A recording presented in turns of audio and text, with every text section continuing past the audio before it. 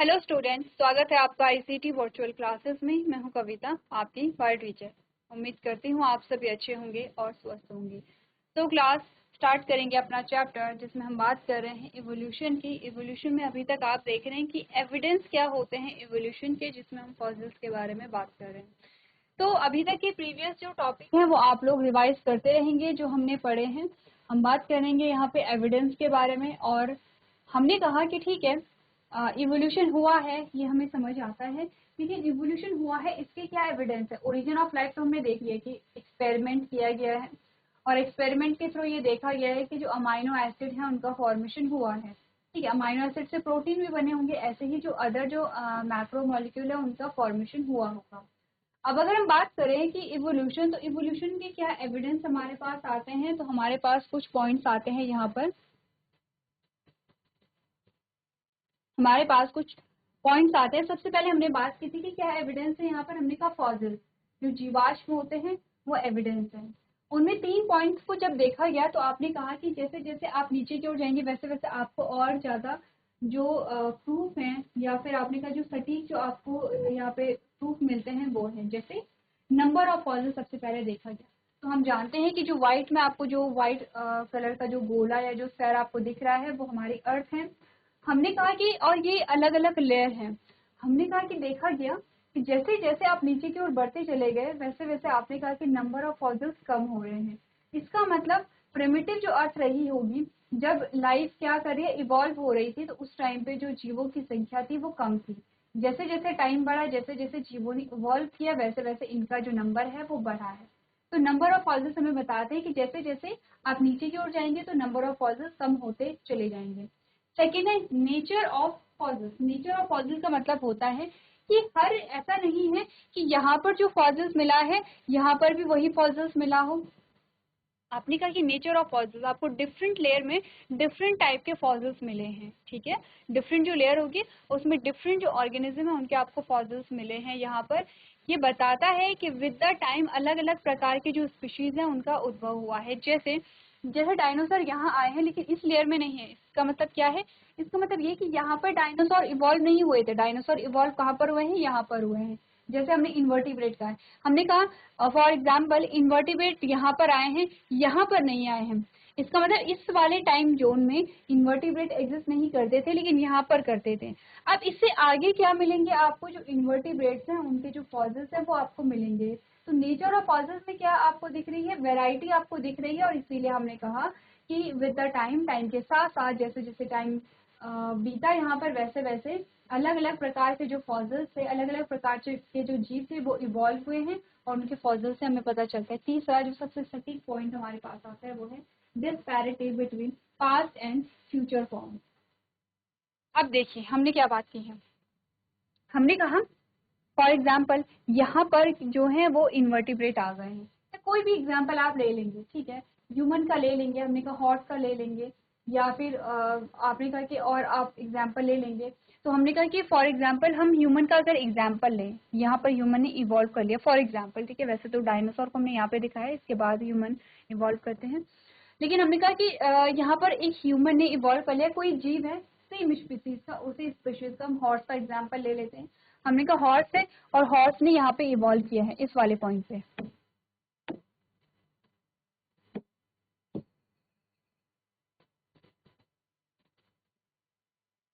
इस वाले पॉइंट पे, ठीक है। अब जब देखा गया सेकेंड लेयर में, जब देखा गया, आपने कहा हॉर्स यहाँ पर, हॉर्स के फॉसिल्स यहाँ पर हैं, हॉर्स के फॉसिल्स यहाँ पर भी हैं, और हॉर्स के फॉसिल्स यहाँ पर भी हैं। एक लेयर से जब दूसरी लेयर में देखा गया, चलिए, तो हमने क्या कहा? हमने कहा यहाँ पे जो फॉसिल्स मिले हॉर्स के और यहाँ पे जो फॉसिल्स मिले, दोनों में क्या था? डिफरेंस था, स्लाइटली डिफरेंस था। कुछ अपने का स्ट्रक्चर में डिफरेंस हो सकता है यहाँ पे, ठीक है, साइज में डिफरेंस हो सकता है, तो अपनी में डिफरेंस था, इसमें और इसमें डिफरेंस था। फिर इस हॉर्स के फॉसिल्स में और इस हॉर्स के फॉसिल्स में, इन दोनों में भी डिफरेंस था, यानी कि इसमें और इसमें तो ऑफकोर्स से डिफरेंस होगा।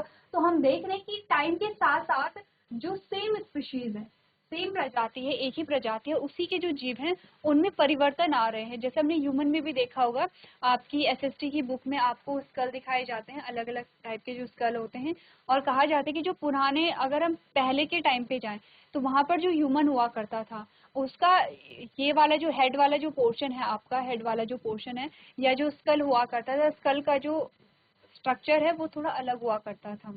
जैसे हाइट में डिफरेंस हुआ करता था, आपने कहा जो स्कल का जो स्ट्रक्चर है उसमें डिफरेंस हुआ करता था। तो आपने कहा कि टाइम के साथ साथ शरीर में परिवर्तन आए हैं, बॉडी में चेंजेस आए हैं, और इसी को हम क्या कह रहे हैं यहाँ पे, इवोल्यूशन कह रहे हैं। क्लियर है इतना? तो पहला जो पॉइंट हमारा फॉसिल्स है वो क्लियर है। अब हमारे पास यहाँ पर हमने क्या कहा था, इसे हम डिटेल में समझेंगे, अभी के लिए आप सिर्फ चार्ट को समझिए। हमने कहा था कि जैसे हमारी एज होती है वैसे ही हमारी अर्थ की एज भी होती है, जिसे हम एरा में डिवाइड करते हैं। ठीक है, एरा जो होता है वो कई पीरियड में डिवाइड होता है, जैसे कि जो साल है वो कई महीनों में डिवाइड होता है, वैसे ही एरा जो है वो पीरियड्स में डिवाइड होता है। तो आपको ध्यान देना है एरा और पीरियड्स पे। ठीक है, तो ये आपके क्या आते हैं, एरा आते हैं यहाँ पे। ठीक है, जैसे कि हमने कहा सीनोजोइक है, मेसोजोइक है, पैलियोजोइक है, एजोइक है। ठीक है, तो ये हमारे क्या आते हैं, एरा आते हैं। फिर पीरियड हमारे पास यहाँ पर आते हैं। ठीक है, बता रखे कि डिफरेंट पीरियड्स में डिफरेंट जो ऑर्गेनिज्म है वो यहाँ पे इवॉल्व हुए हैं। क्लियर है? तो हमने यहाँ पे क्या देखा है, देखिए आप यहाँ पर इसका जो कंपैरिजन है अगर वो यहाँ पर करेंगे तो हमें क्या देखने को मिला, हमने कहा ये आपका सबसे जो रिसेंट वाला जो एरा है वो चल रहा है, सीनोजोइक जो है सबसे ओल्डेस्ट वाला आपका ये है। ओल्डेस्ट में हम देखते हैं कि यहाँ पे ओल्डेस्ट रॉक और बहुत सारी माउंटेन का फॉर्मेशन हुआ है। इसके बाद अगर पैलियोजोइक में हम जाते हैं तो पैलियोजोइक में हम देखते हैं कि एज ऑफ एम्फीबियंस, यहाँ पे एम्फीबियंस आए थे, यहाँ पे वाइड स्प्रेड फॉरेस्ट है, age of fishes, age of marine invertebrate है, यहाँ पे अबंडेंट फॉसिल्स जो हैं वो फर्स्ट अपीयर हुए थे। यहाँ पर एज ऑफ रेप्टाइल्स कहा गया है, एज ऑफ मैमल्स यहाँ पर आ गया है, और आपने कहा जो ह्यूमंस है वो यहाँ पे डोमिनेंट है। ठीक है, एज ऑफ मैन आप इसे यहाँ पर कहते हैं। तो ये अलग अलग यहाँ पे डिवाइड कर रखा है, ये आपकी बुक में भी दिया गया होगा, ये प्रीवियस लेक्चर में भी आप देख चुके हैं, ये आपको यहाँ पे डायग्राम दिखाए गए हैं अलग अलग। ठीक है, जिसमें ये एरा है आपका, ये आपके पीरियड्स आते हैं, और पीरियड के अकॉर्डिंग आपको जो जीव है उनके डायग्राम यहाँ पर दिखाए गए हैं। ठीक है, जैसे कि आपने कहा कि यहाँ पर मैमल डाइवर्सिटी, यहाँ पर आपको सारे मैमल्स दिखाए गए हैं। ठीक है, आपने कहा जैसे एक्सटेंशन ऑफ डायनासोर, यहाँ पे डायनासोर का एक्सटेंशन है, फर्स्ट प्राइमेट्स है, फर्स्ट फ्लावरिंग प्लांट्स आए हैं, जुरासिक। अब जो जुरासिक है आपका जो पीरियड जुरासिक है वो किसका काल माना जाता है, किसका युग माना जाता है, डायनासोर का माना जाता है। यहाँ पे भी आप जुरासिक अगर ढूंढेंगे, ये है, ये जो जुरासिक आपका आता है ये एरा, ये आपने कहा कि यहाँ पर के age of reptiles, dinosaurs and birds, यहाँ पे डायनासोर्स आ गए थे, जुरासिक जो यहाँ पर आपके पास क्या आता है, एरा आता, पीरियड्स आता है। ठीक है, तो आपने कहा जो जुरासिक है जिसमें फर्स्ट बर्ड यहाँ पर आई है, अच्छा हम नीचे से पढ़े तो ज्यादा बेटर होगा, जिसमें कि हमें एक इवोल्यूशन के पैटर्न में हम समझेंगे।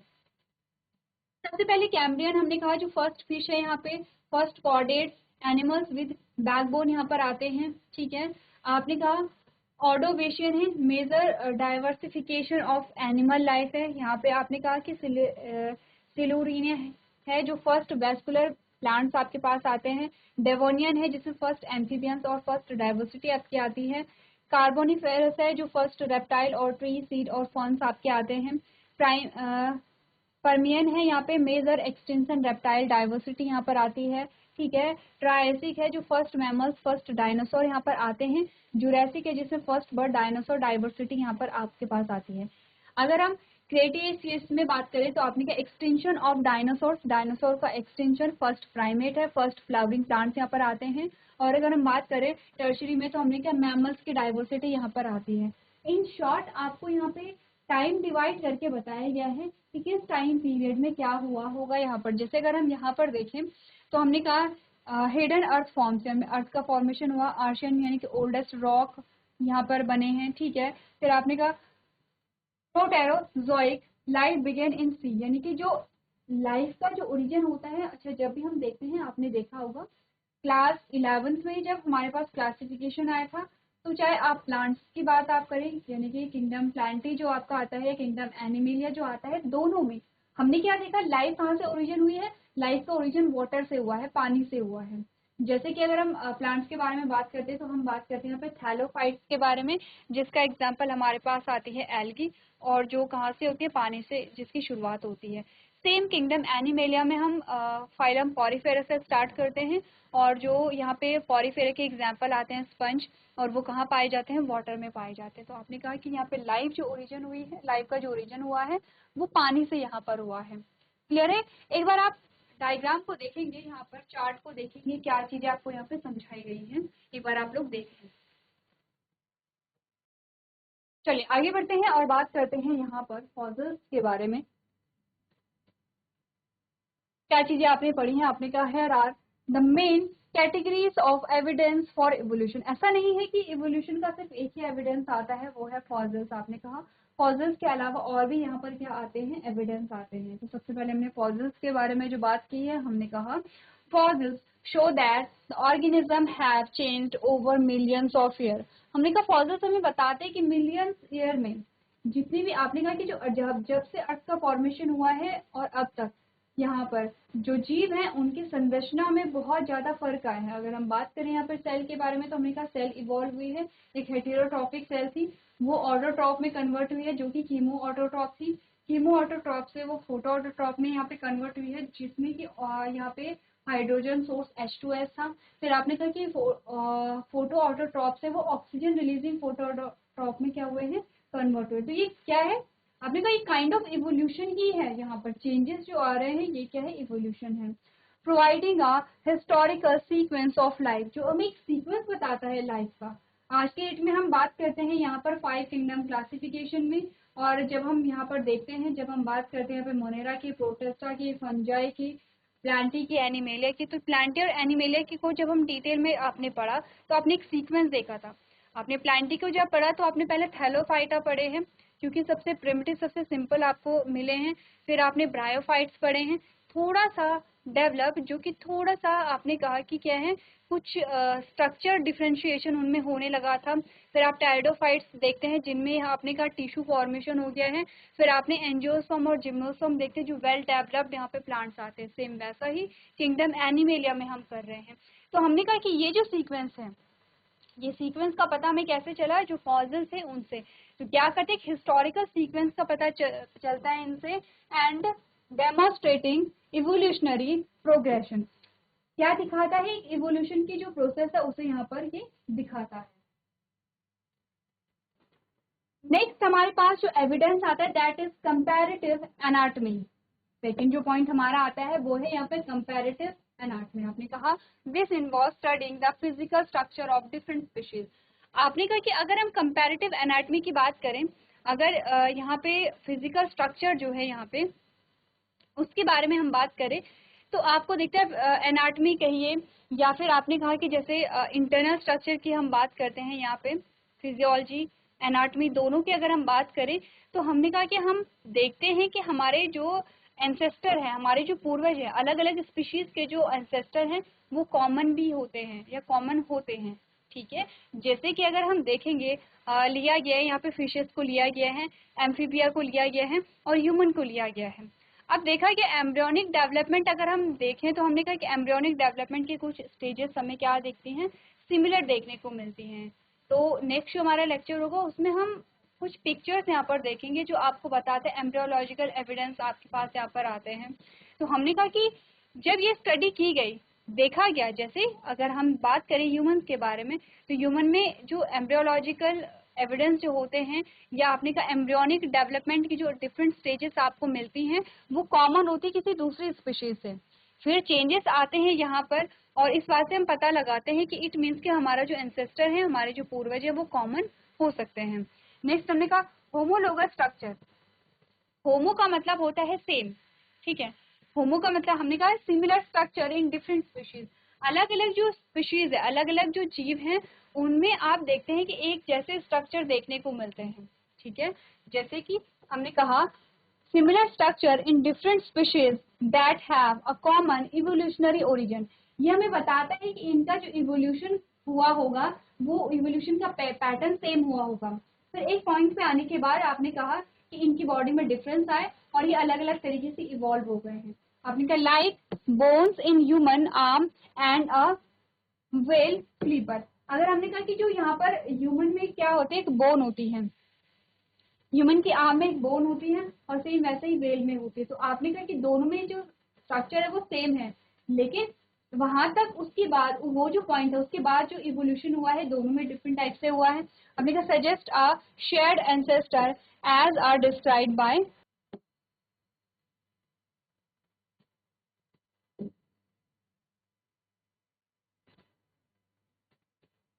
चलिए, तो हमने क्या बात की है कि कॉमन जो यहाँ पर क्या होते हैं बॉडी के पार्ट्स होते हैं, क्लियर है, तो वो क्या हमें बताते हैं कि इसका मतलब यहाँ पे जो इवोल्यूशनरी ओरिजिन है, यानी कि इनका जो ओरिजिन है, इनका जो उद्भव है ये एक जैसे हुआ है, उसके बाद इनमें इवोल्यूशन हुआ है, और यहाँ पर जो डाइवर्जेंट जो इवोल्यूशन है वो यहाँ पर हमें देखने को मिलता है। नेक्स्ट है वेस्टिजियल ऑर्गन। वेस्टिजियल ऑर्गन जिनके बारे में हमने प्रीवियस लेक्चर में भी काफी बार डिस्कस किए हैं, ऐसे ऑर्गन जिनका एक टाइम पे यूज होता था लेकिन अब नहीं होता है। जैसे कि एग्जांपल हम देखते हैं यहाँ पे विजडम टूथ, ठीक है, जो आपका लास्ट जो दांत आता है जो आफ्टर 25 और 30 आप देखते हैं, तो हमने कहा कि ये क्या एक वेस्टिजियल ऑर्गन है, तो आपने क्या बोला, दीज आर रिड्यूस्ड और नॉन फंक्शनल स्ट्रक्चर। आपने कहा ये कैसे होते हैं, तो कुछ वेस्टिजियल ऑर्गन हमारी बॉडी में अभी भी है, कुछ वेस्टिजियल ऑर्गन हमारी बॉडी से क्या हुए हैं, रिड्यूस हो गए हैं in an organism that have no purpose but were inherited from a functional ancestor. तो आपने कहा कि हमारे ऐसे पूर्वज रहे होंगे जो आज की डेट में हमारे लिए वेस्टिजियल ऑर्गन है, हमारे जो पूर्वज रहे होंगे उनमें वो फंक्शनल रहे होंगे, तभी वो हमें भी पाए जाते हैं। तो यहाँ पर आपके पास कुछ एविडेंस आते हैं, उन्हें आप लोग एक बार रीड करके नोट कर लीजिए। चलिए आगे बढ़ते हैं और कुछ और पॉइंट्स हमारे पास आते हैं, जैसे कि कंपैरेटिव एम्ब्रियोलॉजी जिसके बारे में हम बात करेंगे।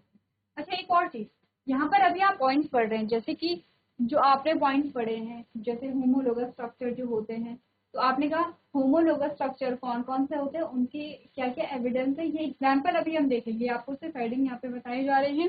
नेक्स्ट हम बात कर रहे हैं यहाँ पे कंपैरेटिव एम्ब्रियोलॉजी। आपने कहा similarities in the embryonic development of different vertebrate species suggest a common ancestry। आपने कहा जो वर्टिब्रेट होते हैं और उनके जो अगर एम्ब्रियोनिक डेवलपमेंट को देखा जाए तो इससे पता चलता है कि इनका जो एंसेस्टर होगा, इनका जो पूर्वज होगा वो क्या होता है, यहाँ पे कॉमन होता है। मॉलिक्यूलर बायोलॉजी में हम डीएनए सिमिलैरिटीज को अगर देखिए, all life shares the same genetic material DNA. आपने कहा जितने भी मैक्सिमम जो जीव होते हैं उनका सभी का जेनेटिक मटेरियल डीएनए होता है, and the accumulated mutations create a record of evolutionary history, allowing a scientist to trace a relationship between the species। तो आपने यहाँ पर क्या बोला है, आपने यहाँ पर समझा है कि क्योंकि सभी का डीएनए क्या है, सिमिलर है। आपने जितने भी जीव देखे हैं सभी का जो डीएनए है वो कैसा होता है, सिमिलर होता है। अब यहाँ पे हुआ क्या, आपने कहा कि इवोल्यूशनरी प्रोसेस यहाँ पर हुई है, ठीक है, विकास यहाँ पर हुआ है, चेंजेस यहाँ पर आए हैं, और इस वजह से सबने अलग अलग तरीके से क्या किया है, यहाँ पे डेवलप सब अलग अलग तरीके से हुए हैं। Share genetic codes. अच्छा, जेनेटिक कोड सबसे इंटरेस्टिंग यहाँ पे पॉइंट्स आए हैं। आपने एक चैप्टर यहाँ पर पढ़ा था जिसमें आपने पढ़ा था मॉलिक्यूलर बेसिस ऑफ इनहेरिटेंस, और वहां पर आपको बहुत अच्छे से ध्यान होगा हमने एक पॉइंट कहा था कि कोड होते हैं यहाँ पे, ठीक है, जैसे कि फॉर एग्जांपल UGC, ठीक है, U for uracil, G for guanine and C for cytosine, ठीक है। तो हमने कहा फॉर एग्जांपल कोई कोड है, ये जो तीन आपके क्या आते हैं यहाँ पे न्यूक्लियोटाइड या नाइट्रोजनस बेस आते हैं, ये कोड करते हैं किसी अमाइनो एसिड के लिए। तो ये तीनों, ये जो आपके क्या आएंगे यहाँ पे न्यूक्लियोटाइड आएंगे, ये कोड करेंगे किसी अमाइनो एसिड के लिए, ठीक है, अमाइनो एसिड के लिए। अब हमने कहा ये जिस अमाइनो के बहुत सारे अमाइनो एसिड होते हैं, अगर आप उस टाइम ह्यूमन के बारे में हम बात करें, हमने 20 अमाइनो एसिड यहाँ पर पढ़े थे। हमने कहा कि ये जो कोड है ये किसी पर्टिकुलर अमाइनो एसिड के लिए कोड कर रहा है। अगर ह्यूमन बॉडी में तो कोई भी ऑर्गेनिज्म हो, कोई भी जीव हो, ये जो कोड है ये सेम ही अमाइनो एसिड बनाएगा, यानी कि ये कोड मनुष्य में भी वही अमाइनो एसिड बनाएगा, ये कोड किसी दूसरी स्पीशीज में भी वही क्या बनाएगा, अमाइनो एसिड बनाएगा। ये होता है शेयर्ड जेनेटिक कोड्स। तो हमने क्या बोला यहाँ पे, the universal genetic codes and basic process of gene expression like a transcription and translation are shared by a virtually all living organism, reflecting a common evolutionary origin according to। ठीक है, तो आपने क्या बोला यहाँ पर कि जो जेनेटिक कोड होते हैं वो सभी में शेयर होते हैं, क्योंकि वो सभी में क्या होते हैं, कॉमन होते हैं। ये सारे हमारे पास एविडेंस आते हैं इवोल्यूशन के। अब यही पॉइंट्स हैं, इन्हें आपको थोड़ा सा एग्जांपल लेकर के पढ़ना है। तो जितने भी पॉइंट्स हमने यहाँ पे शेयर किए हैं, जितने भी पॉइंट्स हमने यहाँ पे डिस्कस किए हैं, उनके आप लोग एग्जाम्पल करके लेके आएंगे। तो आज के सेशन में हम इतना ही करेंगे। अभी तक क्लास में बने रहने के लिए आपका धन्यवाद।